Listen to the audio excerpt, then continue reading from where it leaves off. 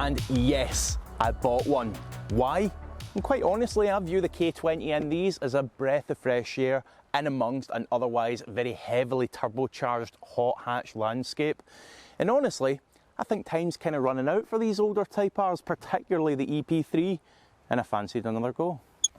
Sitting in one of these cars in modern day times, you realise just how fundamental it feels. There are no buttons on the steering wheel, there's certainly no heated seats, no cruise control. But I think that's one of the reasons why these are looked back on so fondly, more so than the FN2, because they were Spartan.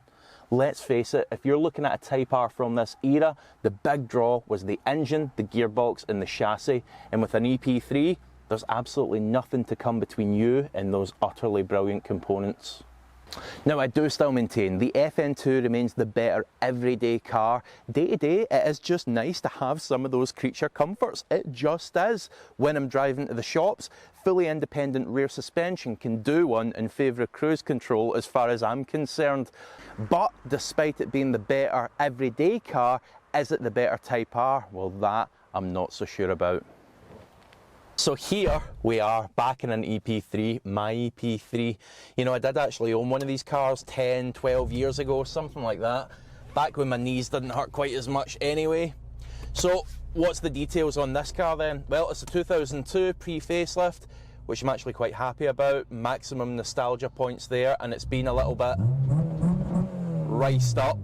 It's got a 421 manifold on it, into some generic boombox catback, which isn't too bad actually. I think it's a Cobra, but more importantly, it also has an open air intake, which the purists will tell you will lose 0.721 brake horsepower, but who cares when it's got crossover noises like this.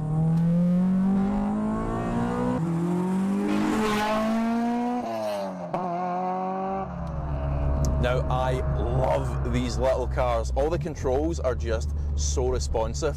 And look, 200 horsepower, it's not fast by today's standards, but in a 1200 kilo car, how much power do you realistically need on the road? I think we're all a bit guilty of getting caught up in this horsepower war in recent years, as everything's become heavily turbocharged. Hot hatches are no exception to that. Now, I'll tell you one stark realisation I had when looking to buy another one of these cars that certainly wasn't the case 10, 12 years ago. Seems obvious now that I'm saying it, but the amount of examples that are out there that are just absolutely rotten as pears, ready for the scrap heap. This particular car has been undersealed for most of its life, and I think it's stood it in pretty good stead. It's had a little bit of welding in the old rump region there, but it's doing pretty well. Now, I do often think back on these cars and what it must have been like when they were new and just released, because you think about what the competition was back then. We had the Corolla T-Sport, really not all that exciting. We had the Clio 172 and 182s, probably the closest cars to the EP3, but still a different kind of car altogether, a bit French. And we also had the Mark I Focus RS, which was an awesome car, but you were talking 30–40% markup on one of these, so it was just a different class of car altogether when it came to price. Yeah, you can really see why these things caught on and how they've managed to secure the modern classic cult status that they've now got.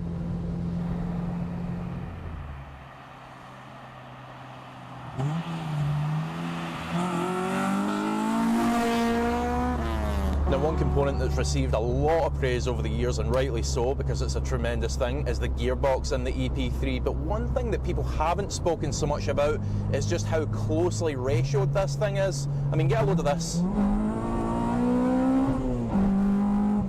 You're maybe only dropping 1,800 RPM, it feels like, with each gear change, which means you can keep this thing in the VTEC zone, keep it right lit. Now, I think they stacked the ratios that closely because even back at this thing's release, 145 foot-pounds wasn't an awful lot of torque. But I'm not complaining because gear changes in an EP3 are something to look forward to. Steering feel, do we really need to talk about it? I'm quite enjoying the positivity and trip down memory lane that this video has given me. I guess we better. So it was an electric rack away from the hydraulic racks that Honda used to use, but interestingly still use in the DC5. It just was a bit blah. It was just a bit numb. It never really loads up in the bends like you expect it to. And I think the worst part is because the rest of the package is so sublime. Amazing engine, amazing gearbox, sublime chassis. It sits in the mix like a big dirty sausage in an otherwise perfect little salad or something. It just isn't very good. Here is my humble ask of you though, the subscribers. If any of you have a DC5 with that hydraulic rack, and as near as makes no difference, this engine, gearbox, chassis combo, please do get in touch, but you need to let me drive it. I think that would be a very, very complete package. Dampers, let's just say they're a little bit past their best, certainly a wee bit softer than any EP3 I've driven in recent times, and a lot softer than an FN2.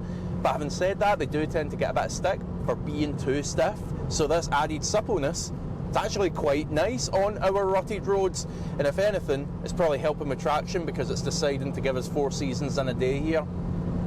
Right, fully independent rear suspension, let's talk about it. Point of massive controversy and weirdly widely known by the masses.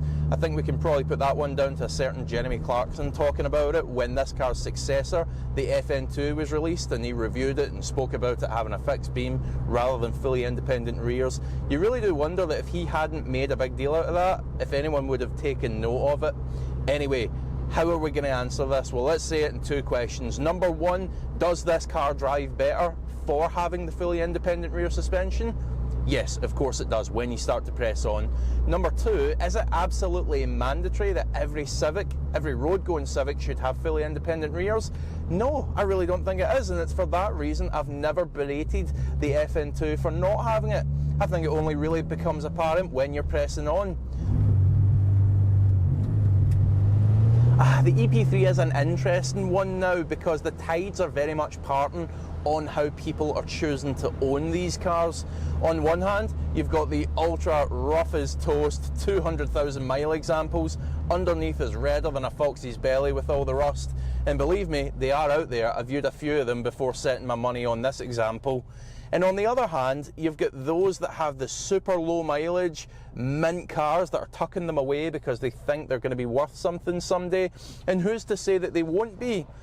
It makes me think this particular car is a bit of a unicorn, and actually, I'm pretty glad to have found it because mechanically it's really well sorted. Rust-wise, there's nothing really to talk about. A little bit of welding's taking place in the back there, but hey-ho, it ain't that bad. And honestly, with 145,000 miles on the clock, what the hell else am I going to do? I'm going to drive it. I'm going to drive it all winter, and I'm going to enjoy it. We'll see what happens. And that is the way that I like to enjoy a car. Not worried about adding mileage to it or devaluing it. So yeah, this imperfect unicorn is perfect for me. As I said at the beginning of this video, I truly do believe time is running out for cars like this. The rise of ULEZ restrictions, the rise of EVs, not to mention the rise of road tax. I was over 400 quid to tax this thing for the year. But you know what? None of it really matters because the EP3, it's become one of those cars that's greater than the sum of its parts. To some, this is just a relatively barren, old 2-litre hatchback, but to us, petrol heads, it's significant, isn't it? I grew up with these cars like you probably did as well. To us, it represents some of the best naturally aspirated engines we're ever going to see in our lifetime. But as they do say, all good things must come to an end.